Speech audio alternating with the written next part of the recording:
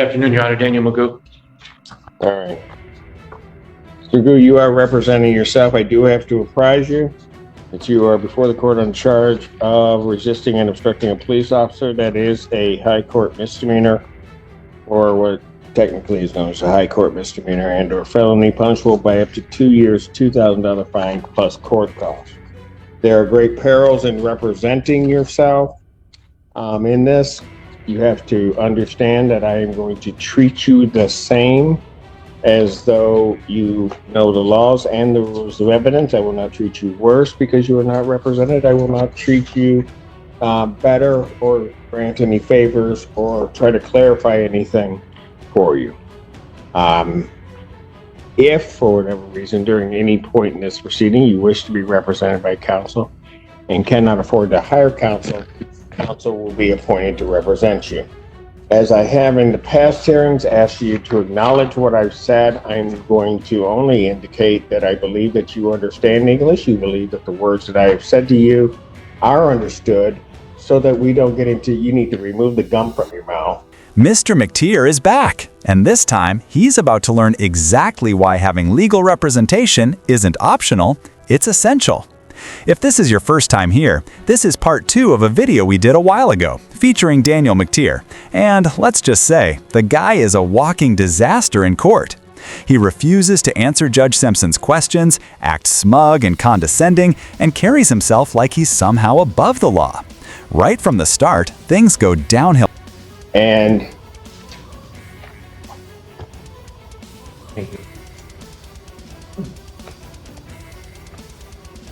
so I will not ask you to acknowledge. I will presume that you do indeed understand everything that I've said. Now, having said that, what are we doing with this case? I'd like to move for evidentiary hearing. You wish to have a preliminary examination? Preliminary examination, yes. Would the people have their witnesses available the second? We can try, Your Honor, but before moving toward that, would the court be willing to make its inquiries about discovery? I am aware of the defendant having filed a writ of mandamus with the Court of Appeals of the state of Michigan. Yes. That was subsequently without prejudice by the Court of Appeals. Correct. Contained within that, though, there are allegations that my office has violated its Brady obligations and has not provided sufficient discovery. So I'm not sure if we're ready to move forward to preliminary exam. The defendant is saying that he doesn't have all of the discovery. That is the concern of the court. The record I feel compelled to make at this time, though, is that people have provided, I do believe, complete discovery to the defendant, and I believe that some of the representations that were made in this writ of mandamus that has been dismissed appear to allege that things that have already been denied by this court should be produced. Furthermore, the defendant filed a motion with no notice of hearing attached to it. So there's an outstanding motion in this case as well, no hearing date scheduled. So I'm hoping that we can sort of reconcile both of those things as whether or not discovery is complete, the defendant's prepared to move forward, and if he ever has filed a notice of hearing to go along with the motion that I received in this case on 11/22. Mr. Magoo, your response? My response is that I thought this was the hearing that we were setting for the motion. So if I have to set a motion for a notice of hearing for that motion, I will do that today, Your Honor, promptly.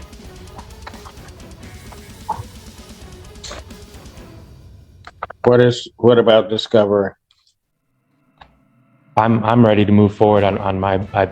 What I meant by my discovery comment was that there's still no exculpatory evidence as far as that I did anything wrong, as far as anything that they've submitted. So it was improper for the wording, Your Honor. I apologize, but my ultimate goal is have the prosecution present their evidence against me. I'm going to indicate discovery is complete because I don't know what you're saying, because what you just said regarding discovery didn't make any sense. As it regards the motion, we will hear the motion the motion will be heard on date of exam. Thank you, Your Honor. Deal with it at that point in time. So the people would have their witnesses available on the second. We could try for the second, Your Honor. Preliminary examination in person, January 2nd, 2025, 12. Yeah. 12 noon, that is before me. Thank you, Your Honor. On continue. This guy is the perfect example of why you absolutely need legal representation. Seriously, not only does he walk into court without a lawyer, but he's smug, arrogant, and actually tries to outsmart the judge. I have no idea what made him think that was a good idea.